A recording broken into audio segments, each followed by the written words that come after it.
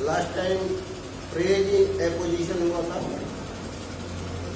Phrase in apposition का प्रयोग करके सिंपल सेंटेंस बनाना। इसमें प्रीफिक्स कौन कौन आया था जी?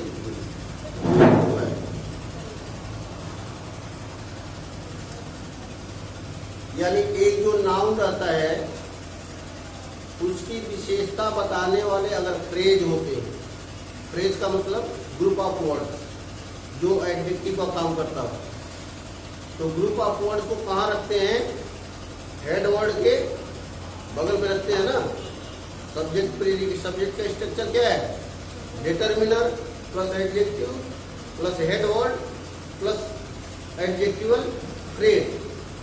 तो फ्रेज जो होता है अगर विशेषता बता रहा है तो उसको हमेशा जो है जो हेड वर्ड होता है, मेन जो वर्ड होता है, सब्जेक्ट होता है, उसके बगल में रखते हैं। तो इसमें सब्जेक्ट की भी विशेषता बताने वाले शब्द आ सकते हैं और ऑब्जेक्ट की भी विशेषता बताने वाले शब्द आ सकते हैं। तो सब्जेक्ट की विशेषता बताने वाले फ्रेज को उसके बगल में और ऑब्जेक्ट की विशेषता बताने वाले को उसके बगल में रख देते हैं। चलो कुछ एग्जाम्पल देख लेते हैं।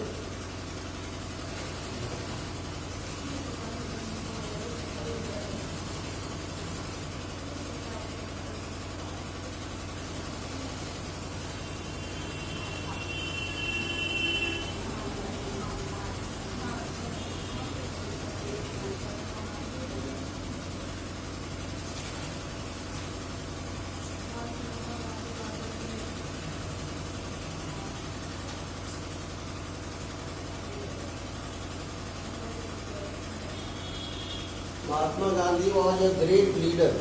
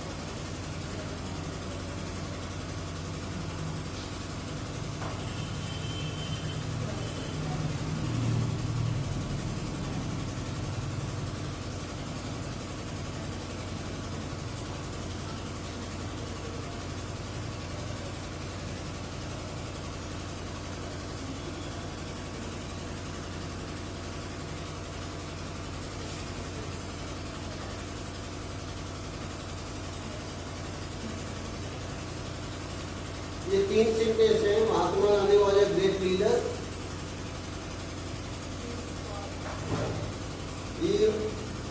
और Mahatma Gandhi was a great leader, he is called Bapu, और he is the father of nation. इसमें हम देखते हैं कि सारे सेंटेंसेस में उनकी विशेषता ही बताने वाले फ्रेज हैं। जैसे अ great leader, Bapu, the father of the nation. तो इसमें हम क्या करेंगे कि दो विशेषता बताने वाले शब्दों को उनके बगल में कामा लगा देंगे और एक सेंटेंस को इस करके जो है हम जोड़ेंगे। जैसे Bapu, the father of the nation, दोनों फ्रेज हैं। तो Mahatma Gandhi comma the father of the nation comma Bapu was a great leader. आ जाओ, वाज अ ग्रेट लीडर। इसको हम दूसरे तरह से करना चाहते हैं। Mahatma Gandhi a great leader, उसके बाद कामा देके Bapu is the father of the nation. यानी इन्हीं दो फ्रेज को हम उसके बगल में कामा लगा के जोड़ देते हैं और उसके बाद से आखिरी सेंटेंस को बना देते हैं।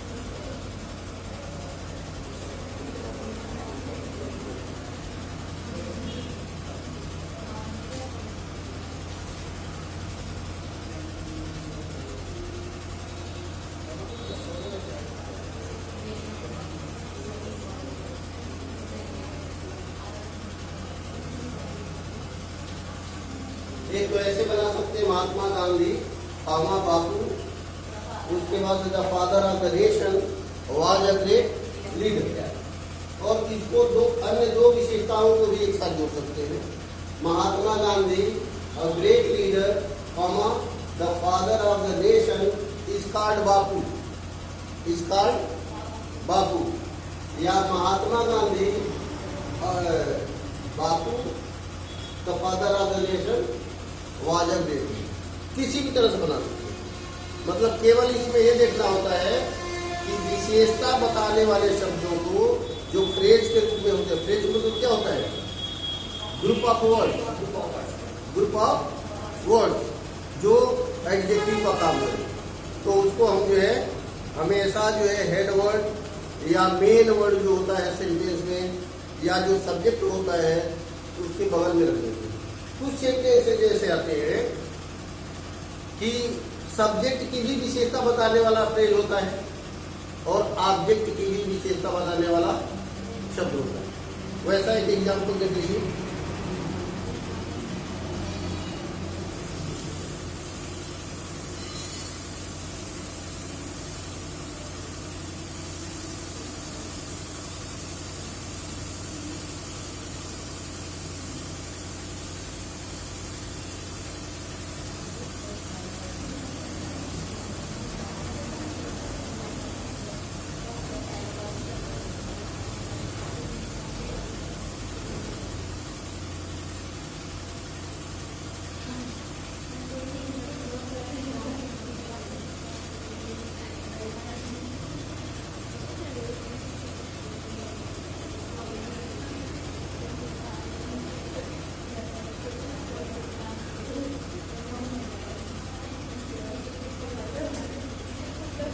बाद में भी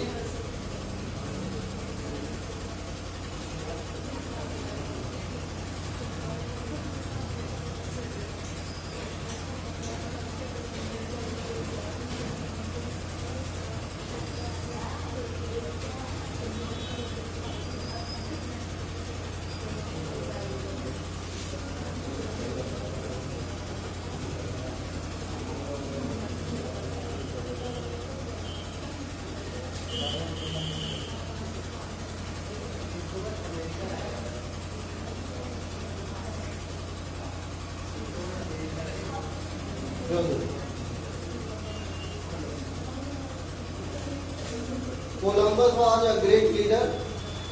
He discovered India. India is a country of farmers. अब इसमें हम देखते हैं कि कोलंबस की विशेषता एक तो दे रहा है ग्रेट लीडर,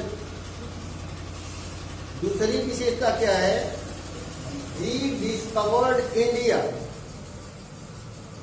इसका मतलब हुआ कि ही is the discoverer of India, he discoverer of India. और इंडिया क्या है, अ कंट्री ऑफ फार्मर्स। तो इंडिया की विशेषता है कंट्री ऑफ फार्मर्स। तो इसको जब जोड़ेंगे तो हो जाएगा कोलंबस कॉमा अ ग्रेट लीडर, अ great leader discovered India, discovered India, फिर कामा लगा देंगे। और इंडिया की विशेषता क्या है, अ कंट्री ऑफ फार्मर्स।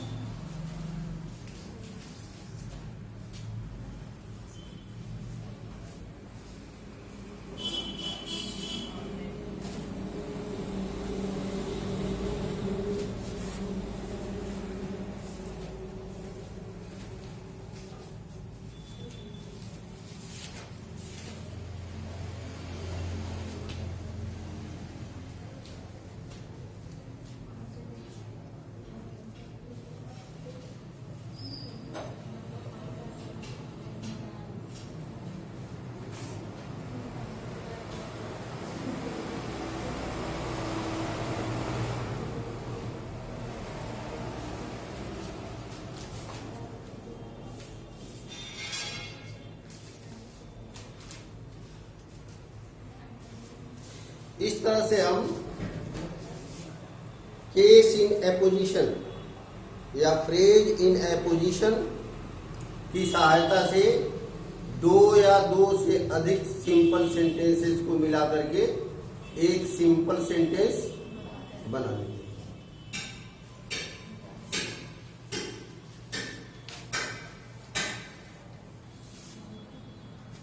अगला है बाय यूजिंग एडवर्ब और एडवर्बियल फ्रेज, एडवर्ब और एडवर्बियल फ्रेज यानी एडवर्ब या एडवर्बियल फ्रेज की सहायता से भी हम सिंपल सेंटेंस को एक सिंपल सेंटेंस से बदल सकते हैं।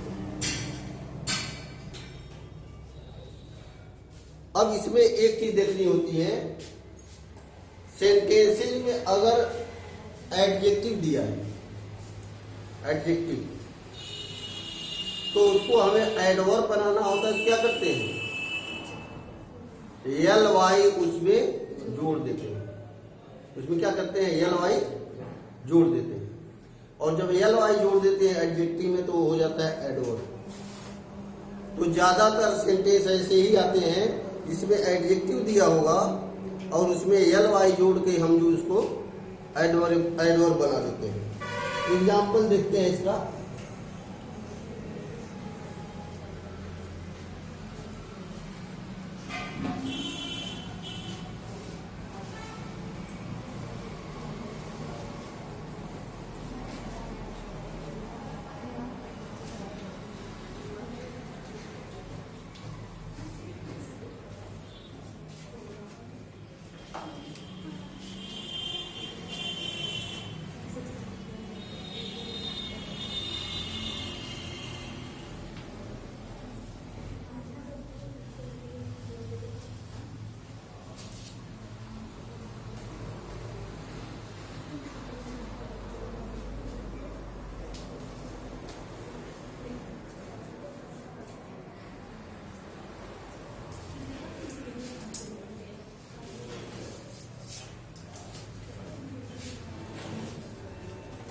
Rana Pratap was the glory of Mewar.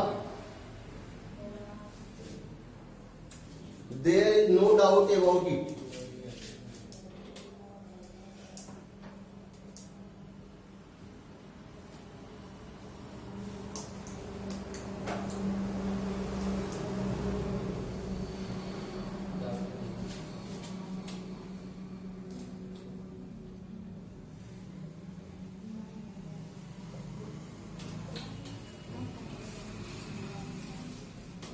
अब ऐसे सेंटेंसेस को ध्यान से देखना कैसे बनाते हैं।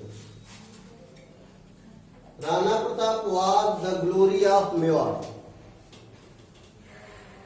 There is no doubt about it. No doubt, दो शब्द हैं, ये एडजेक्टिव है।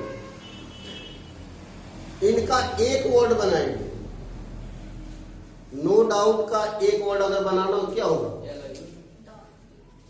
नो डाउट, एक वर्ड बनाना है।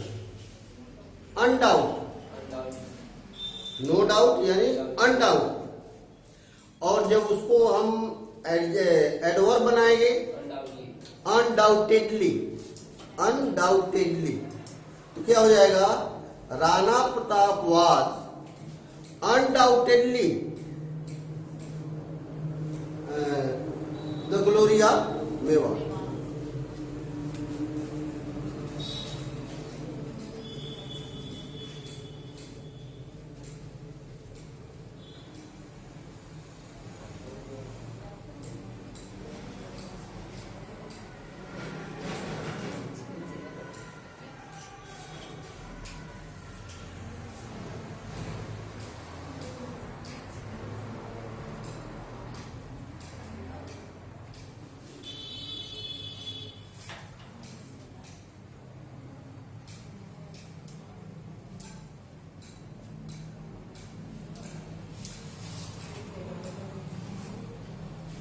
Rana Pratap was undoubtedly the glory of Mewar. अगला एग्जाम्पल ले लो।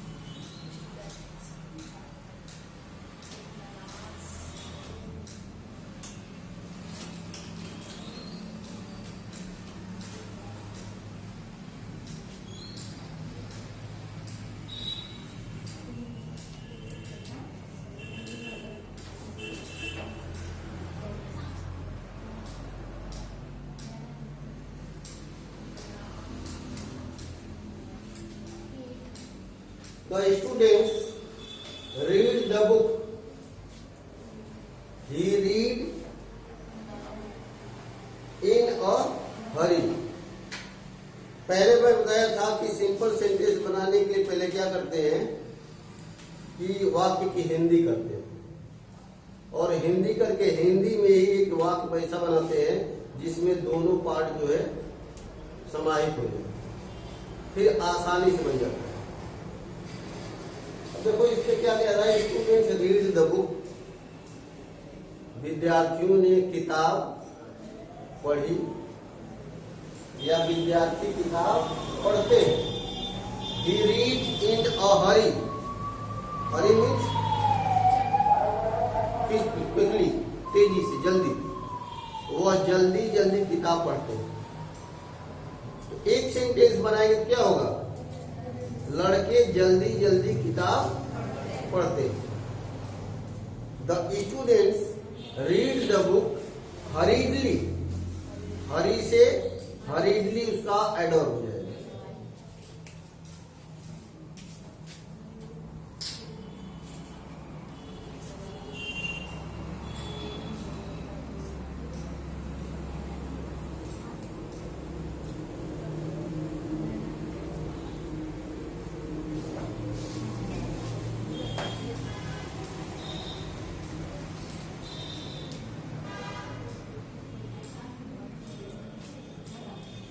इस तरह से ये मालूम हो गया कि एडवर्ब बनाने के लिए हम एडजेक्टिव में क्या करेंगे, ly बोलेंगे। केवल बस इतना ही करना है। अगर किसी सेंटेंस में हैप्पी आया है, हैप्पीली कर दो, हरी आ गया, हरीडली कर दो, इन डाउट आ गया, अनडाउटेडली कर दो, यानी उसका एडवर्ब बना के बस जोड़ दो, बाकी कुछ नहीं करना।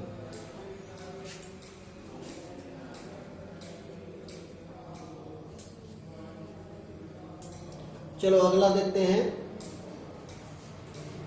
By using adjective.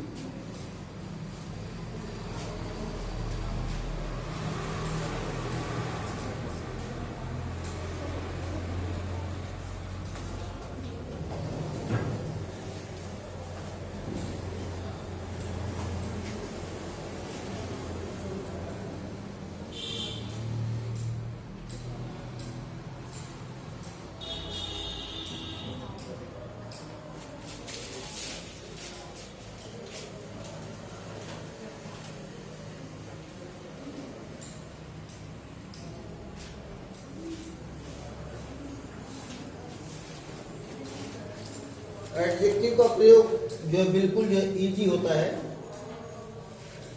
एक सेंटेंस में जो ऑब्जेक्ट दिया रहता है उसका एडजेक्टिव दूसरे सेंटेंस में दिया रहता है, उसका एडजेक्टिव दूसरे सेंटेंस में होता है। तो एडजेक्टिव को अगर एक सेंटेंस बनाना है तो एडजेक्टिव को हम कहाँ लगाते हैं, नाउन से पहले। तो जो पहले सेंटेंस में ऑब्जेक्ट होगा या सब्जेक्ट होगा, अगर उसका एडजेक्टिव दूसरे सेंटेंस में दिया है तो उस एडजेक्टिव को उसके बगल में हम पहले लगा देते हैं। जैसे I saw a man, I saw a man, he was blind, he was blind. अब इसमें दूसरे सेंटेंस दिया ब्लाइंड, ब्लाइंड जो एडजेक्टिव है, ब्लाइंड किसके लिए कहा गया है? आई सॉ अ मैन, मैं एक आदमी देखा, वो अंधा था। कौन अंधा था? आदमी, तो यानी कि अंधा आदमी, blind man. I saw a blind man. इसी तरह से कोई भी सेंटेंस हो, अगर दूसरे में एडजेक्टिव उसका दिया है तो उसको ऑब्जेक्ट से पहले जोड़ दो।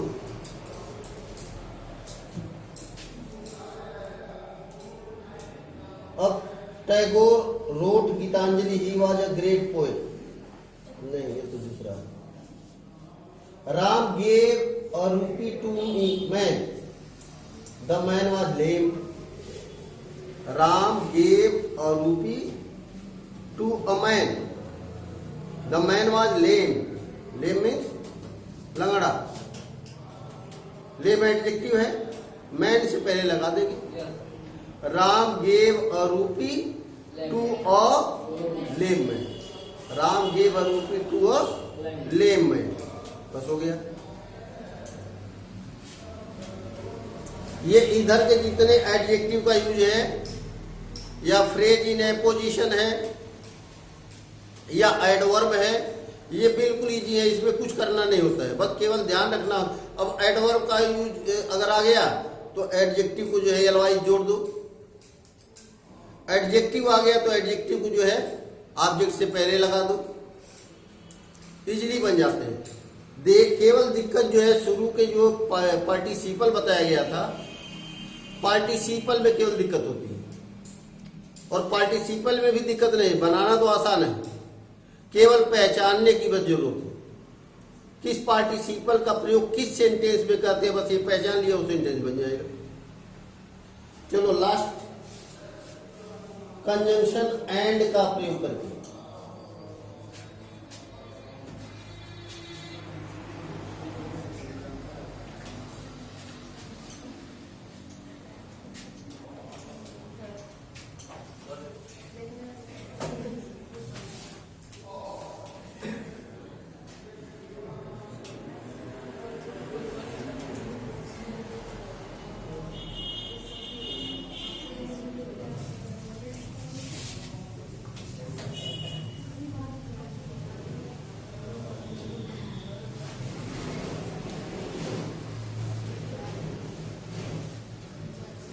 कंजंक्शन एंड का प्रयोग कहां करते हैं?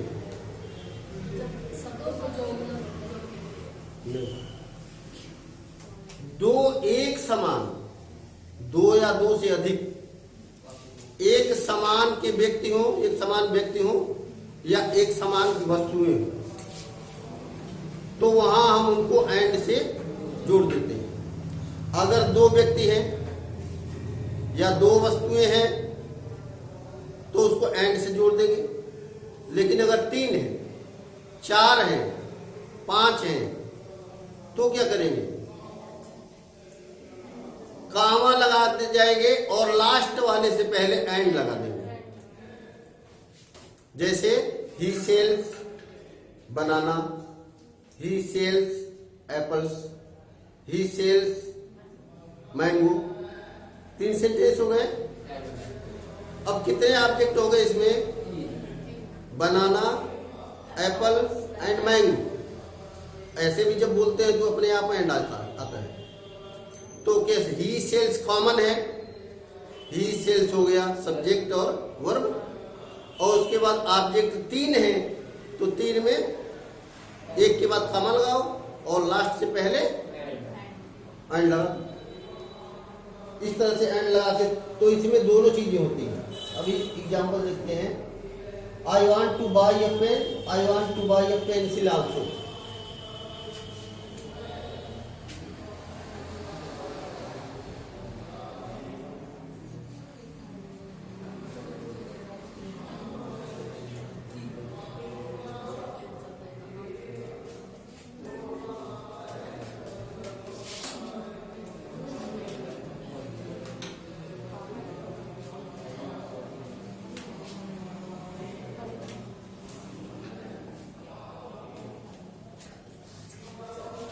To buy a pen, I want to buy a pencil also.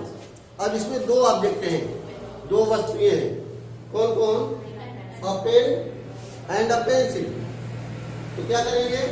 I want to buy a pen and a pencil, a pen and a pencil. देखो इसमें अंतर हो जाता है। अगर कह देंगे pen and pencil, pen and pencil, और ये कहेंगे कि a pen and a pencil, दोनों में अंतर है।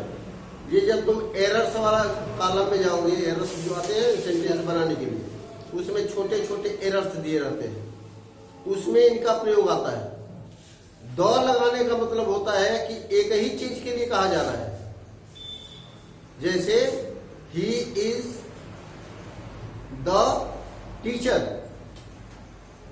और दूसरा कहा जाए the lecturer, the teacher and the lecturer. तो द टीचर और द लेक्चरर जब एक साथ कहेंगे, इसका मतलब हुआ कि वो टीचर भी है और लेक्चरर भी है। कोई व्यक्ति है जो टीचर भी है और लेक्चरर भी है, और वही जब अ लगा देंगे तो दोनों अलग अलग व्यक्ति हो जाएंगे। तो एक व्यक्ति के लिए भी दोनों का प्रयोग होता है और अलग अलग के लिए। एक व्यक्ति के लिए द का प्रयोग करते हैं और दूसरे दो अलग अलग हैं तो दोनों के पहले ए लगा दो। तो ये हो गया I want to buy a pen and a pencil, यानी एक कलम भी खरीदना चाहता था और एक पेंसिल।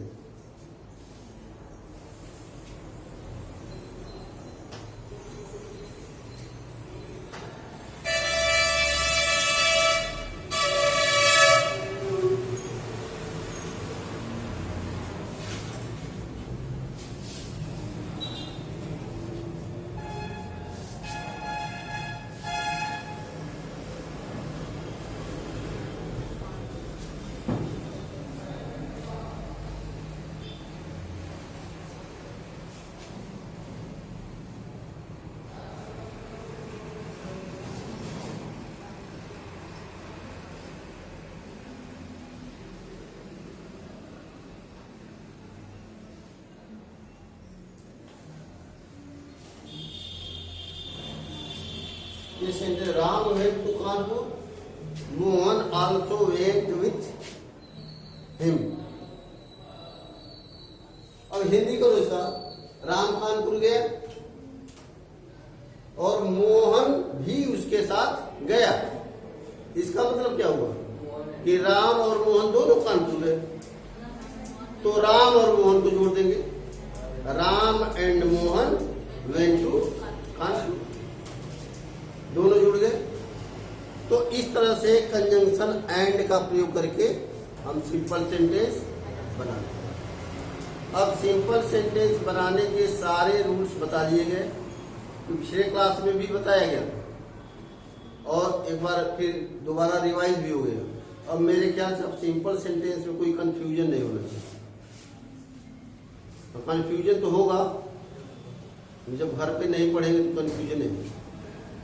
जब घर पे पढ़ेंगे, उसके रूल्स को फॉलो करेंगे, जो लिखा है उसके अनुसार सेंटेंस को पहचानेंगे तो बना लेंगे। और जब पढ़वे नहीं करेंगे, बस हो गया, तो हमेशा कंफ्यूजन। थोड़ा सा ध्यान केवल जो है आपको देना होता है पार्टिसिपल के यूज में, बस, बाकी कुछ नहीं। इन्फिनेटिव है, इन्फिनेटिव कुछ नहीं। दूसरे सेंटेंस में इन्फिनेटिव दिया रहता है, पहले सेंटेंस को उसी इन्फिनेटिव से जोड़ दो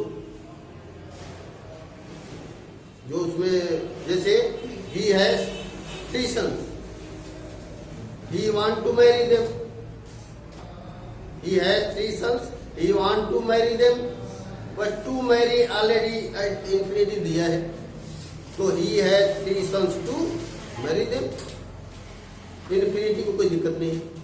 एडजेक्टिव में देखा आपने, एडजेक्टिव को जो है ऑब्जेक्ट से पहले लगा देंगे, एडजेक्टिव वाला बन जाएगा। केस इन एपोजिशन या फ्रेज इन एपोजिशन, विशेषता बताने वाले शब्दों को जिसकी विशेषता बताते हैं उसके बगल में रख दो, बाकी सेंटेंस को जोड़ दो। एंड का प्रयोग हो गया। पार्टिसिपल में एक बार रिपीट कर दे रहा हूं, पार्टिसिपल में 3 पार्टिसिपल होते हैं, present participle, past participle and perfect participle. पहला और प्रेजेंट पार्टिसिपल। प्रेजेंट पार्टिसिपल का प्रयोग कहाँ करते हैं? जहां 2 सेंटेंस या 3 सेंटेंस दिए हो और सारे सेंटेंस का सब्जेक्ट एक हो, हर सेंटेंस का सब्जेक्ट एक हो, तभी ये जो है रूल अप्लाई करते हैं प्रेजेंट पार्टिसिपल। और एक चीज का और ध्यान देते हैं, उसमें 2 सेंटेंस है तो 2 कार्य होगा, लेकिन दोनों कार्य जो है एक के बाद तुरंत हुए, यानी दूसरा कार्य पहले कार्य का प्रतिफल। यानी मैं गया और सांप देखा, तो जाना और सांप का देखना एक ही साथ हो रहा है ना। तो जो ऐसे कार्य होते हैं वहां हम प्रेजेंट पार्टिसिपल का प्रयोग करते हैं। प्रेजेंट पार्टिसिपल क्या होता है? वर्ब में आईएनजी जोड़ देते हैं तो प्रेजेंट पार्टिसिपल बन जाता है। अब इसको बनाते कैसे हैं? जो वाक्य प्रिंसिपल क्लास है, प्रिंसिपल क्लास का मतलब मेन क्लास, जिसके ऊपर आधारित दूसरा वाक्य, तो मेन क्लास के वर्ब को उसकी फर्स्ट फॉर्म में आईएनजी लगा देते हैं और उसके पहले की चीज छोड़ देंगे, सब्जेक्ट छोड़ देंगे, क्योंकि सब्जेक्ट तो एक है, उसको कॉमन कर देंगे एक जगह, और उसके बाद जोड़ के सेंटेंस केवल जोड़ना होता है, बाकी कुछ नहीं करना होता है। ये हो गया प्रेजेंट पार्टिसिपल। जैसे कोई एक एग्जांपल ले लो प्रेजेंट पार्टिसिपल का, आई सा अ लायन आई रैन, आई सा अ लायन आई रैन। तो पहला सेंटेंस क्या? आई सा अ लायन, इसमें वर्ब क्या है? सा। तो हम क्या करेंगे? सा को फर्स्ट फॉर्म में आईएनजी लगा देंगे